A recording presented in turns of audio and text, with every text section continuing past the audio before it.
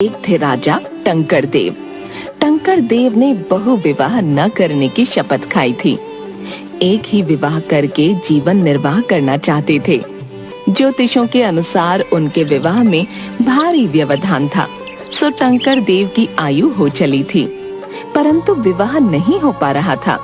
कोई भी राजा उन्हें अपनी पुत्री नहीं देना चाहता था। बड़ी कठिनाई से एक छोटे से दूर के देश के राजा ने अपनी पुत्री से राजा का विवाह करने का मन बना लिया।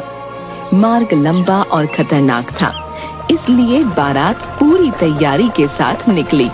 होने वाली रानी के लिए सोने की रत्न जड़ित पालकी बनवाई गई।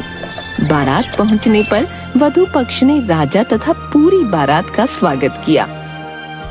राजन, हमारे यहाँ एक रीत है कि जब तक दुल्हन अपने ससुराल न पहुँच जाए वो घूंघट में रहेगी। न आप उसका मुख देखेंगे न वो। बिना किसी बाधा के विवाह संपन्न हुआ। बारात रानी को लेकर अपने राज्य की ओर चल पड़ी। रात होने लगी, परंतु जंगल पार न हो पाया। महाराज, सूर्य अस्त होने वाला है और जंगल का मार्ग अभी बहुत लंबा है। आज अमावस्या भी है, थोड़ी देर में अंधेरा छा जाएगा। ऐसे में यात्रा करना सुरक्षित नहीं, दिशा भ्रम हो सकता है। ठीक है, आज रात यहीं रुक जाते हैं। आप पहरा कड़ा कर दीजिए। पूरी बारात वहीं जंगल में रुक गई। कई सिपाही तंबू गाड़ने लगे, कुछ लकड़ियां जलाकर चूल्हे का इंतजाम करने लगे, कुछ हाथी घोड़ों का चारा देने लगे।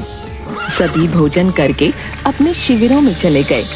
अंधेरा होते ही जंगल भयानक हो गया। जंगली जानवरों की डरावनी आवाजें आने लगीं।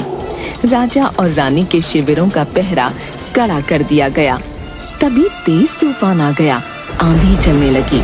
जैसे तैसे रात बीती। सवेरा होने पर, महाराज क्षमा कीजिए, कल तूफान आने से एक भारी पेड़ महारानी की पालकी पर गिर गया है, इस कारण वो टूट गई है। राजा सेनापति और मंत्री के साथ पालकी वाले स्थान पर आ जाता है। पालकी को देखकर, ये तो पूरी टूट गई, मरम्मत में तो कई दिन लग जाएंगे। तो क्या रानी विवाह के पश्चात पालकी के बिना अपने राज्य जाएगी? वो मेरे बारे में क्या सोचेगी? पर राजन, परवर कुछ नहीं, कारीगर को बुलाइए, ना आए तो उठा कर ले आइए, पर बिना पालकी के बारात यहाँ से आगे नहीं जाएगी। महाराज, मैंने सब पता कर लिया है। यहाँ से थोड़ी दूर एक बहुत बड़ा गुरुकुल है, क्यों ना पालकी ठीक होने तक हम वहीं ठहरें। तभी एक दासी भागी भागी आती है। वह बहुत घबराई हुई थी। महाराज, महाराज। क्या हुआ? महाराज, वो क्या? ठीक से बताओ। रानी अपने शिविर में नहीं है। हमने आसपास सब जगह देख लिया, पर वो कहीं नहीं मिली। ऐसे कैसे रानी गुम हो सकती है? मैं नहीं जानती। भोर को जब सब उठे तो रानी जी नहीं थी। हम सब दासियों ने बहुत ढूंढा, पर वो अब तक मिली नहीं। सेनापति, जंगल का चप्पा चप्पा छान मारो, देखो रानी कहीं टहल रही हो, मार्ग ना भूल गई हो। सैनिक रानी को खूब ढूंढते हैं, पर वह नहीं मिलती। ये क्या हो रहा है? रानी कहाँ जा सकती है? बिना दुल्हन के बारात वापस नहीं जाएगी, ये हमारा अंतिम निर्णय है।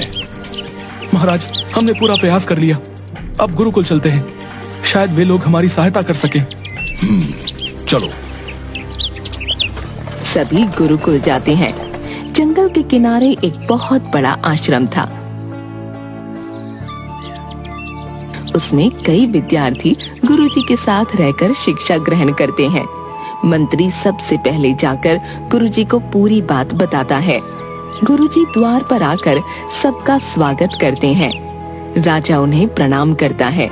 राजन, मंत्री जी ने सब कुछ बता दिया है, आप जब तक चाहें यहाँ रह सकते हैं। राजा की पूरी बारात, दास दासी, सैनिक, हाथी घोड़े सभी गुरुकुल में प्रवेश करते हैं। शिष्य उनकी सेवा में लग जाते हैं। गुरुजी, आप सब जानते हैं, रानी को ढूंढने का कोई उपाय बताइए, जाने वो किस हाल में होगी। राजन, मैं इस बारे में जो कर सकता था वो मंत्री जी को पहले ही बता चुका हूँ। महाराज, गुरु ने जो स्थान बताए थे वहाँ ढूंढ चुके हैं, पर महारानी हमें नहीं मिली। समझ नहीं आता, इतने कम समय में अनजाने जंगल में कहाँ खो गई। महाराज क्षमा करें, कहीं कोई जंगली जानवर खामोश, ऐसा सोचना भी नहीं। राजन, इस मामले में महागुरु आपकी सहायता कर सकते हैं। महागुरु, ये कौन है?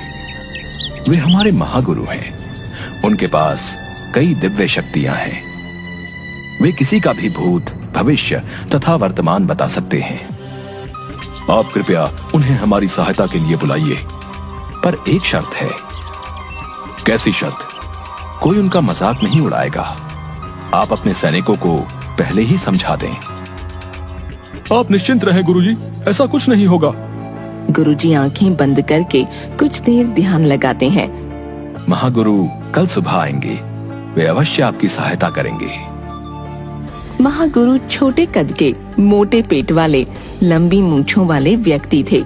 वे सिर पर एक शिखा रखते, जनेऊ धारण करते तथा केवल एक धोती पहनते थे। उनकी एक अजीब बात थी, वे हर बात पर हंसते थे। सुबह गुरुजी के साथ सभी लोग आश्रम के द्वार पर स्वागत के लिए खड़े हो गए। एक धुआं हुआ और अचानक महागुरु प्रकट हो गए। बोलो गुरुजी, तुमने कैसे याद किया?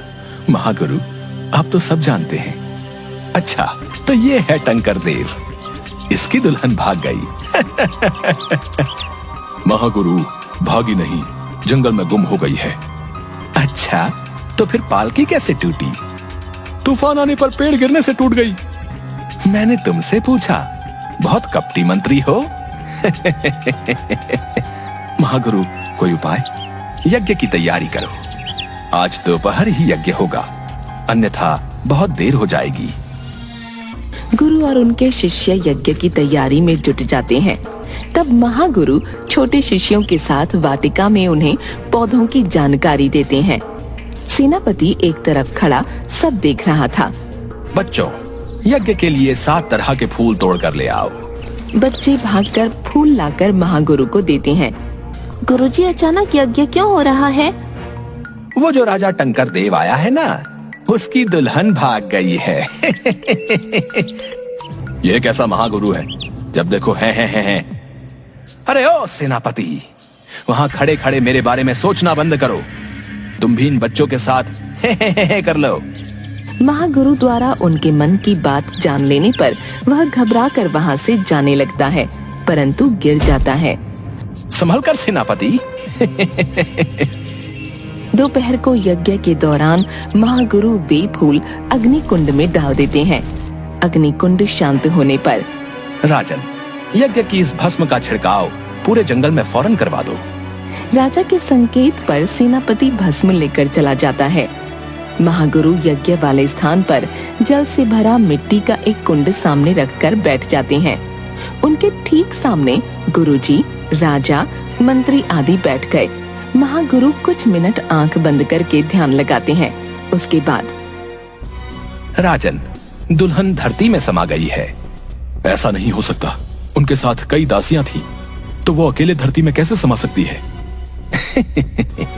बहुत खूब, तो उसे कोई जंगली जानवर खा गया है। महागुरु, ये भी संभव नहीं। यदि ऐसा होता तो जानवर हम में से किसी और पर भी आक्रमण अवश्य करता, परंतु ऐसा नहीं हुआ। उसे डाकू उठा कर ले गए। हमारे रहते डाकुओं का इतना साहस नहीं हो सकता। ये सुनकर महागुरु बहुत हंसते हैं। राजन, मैं तुम्हें तुम्हारी रानी से कल मिलवाता हूँ। अभी आश्रम के द्वार पर जाओ। एक स्त्री भटकती हुई यहाँ आ गई है। उसकी दशा ठीक नहीं लगती। उसे अंदर लाओ और हाँ, तुम स्वयं उसकी सेवा करो। उसके लिए भोजन पकाओ। ध्यान रहे, कोई और तुम्हारी सहायता नहीं करेगा। जैसी आपकी आज्ञा। राजा को द्वार पर एक बहुत ही थकी हुई स्त्री मिलती है। वह उसे अंदर लाकर पानी पिलाता है, भोजन पका कर खिलाता है। राजा को ये सब करते देख ये महागुरु पागल लगता है। जिस राजा के असंख्य सेवक हैं, उसी को सेवक बना दिया।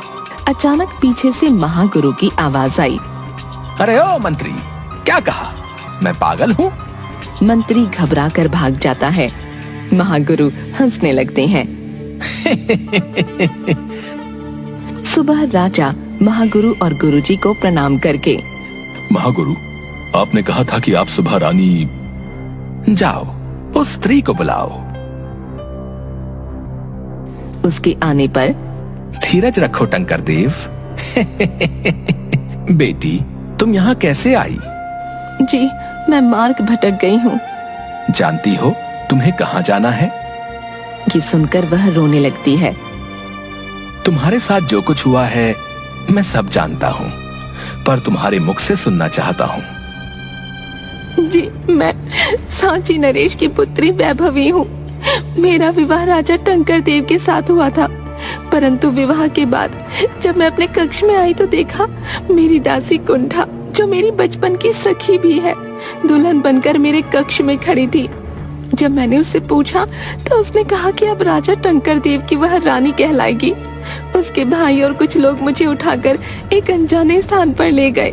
बड़ी मुश्किल से वहां से जान बचाकर भागी हूँ। बेटी, जिसने तुम्हारी सेवा की है वही तुम्हारा पति टंकर देव है, ये सत्य है। परंतु महागुरु, रानी की दासी ने ऐसा क्यों किया? महागुरु उस जलकुंड में एक फूल डालते हैं, तब उसमें रानी का बचपन दिखाई देता है। वह अपनी दासी कुंठा के साथ गुड़िया से खेलती है। कुंठा रानी को गुड्डा दिखाते हुए, राजकुमारी देखो, मेरे पिताजी मेले से मेरे लिए कितना सुंदर गुड्डा लाए हैं। वाह, ये तो बहुत सुंदर है। कुंठा, तू इसका क्या करेगी? ला मुझे दे दे। नहीं, यह मेरा है, मैं तुम्हें नहीं दूंगी। पर राजकुमारी उससे वह गुड्डा जबरदस्ती छीन लेती है। बेचारी कुंठा रोती हुई चली जाती है। ये धरती कर्म फल है, जैसा करोगे वैसा भरोगे। तुमने राजकुमारी होने का लाभ उठाकर अपनी दासी का गुड्डा उससे छीना था, और उसे तुम्हारा दूल्हा पसंद आ गया तो उसने टंकर देव को छीनने का प्रयास किया। महागुरु, तो फिर वो गुम कैसे हो गई? गुम नहीं हुई, भाग गई है, क्योंकि वो बाद में डर गई कि यदि पकड़ी गई तो मारी जाएगी। दासी है ना, रानी बनने से घबरा गई। तूफान के समय उसके आदमियों ने ही पेड़ को जानबूझकर पालकी पर गिराया, ताकि बारात को आगे बढ़ने से रोका जाए और मौका मिलते ही कुंठा को भगा दे। ऐसा हुआ भी है। राजन, अब आप खुशी खुशी अपनी बारात ले जाइए, पालकी भी ठीक हो गई है। इतनी जल्दी? महागुरु के लिए कुछ भी असंभव नहीं। महागुरु हंसते हुए गायब हो जाते हैं। सभी हाथ जोड़कर उन्हें प्रणाम करते हैं।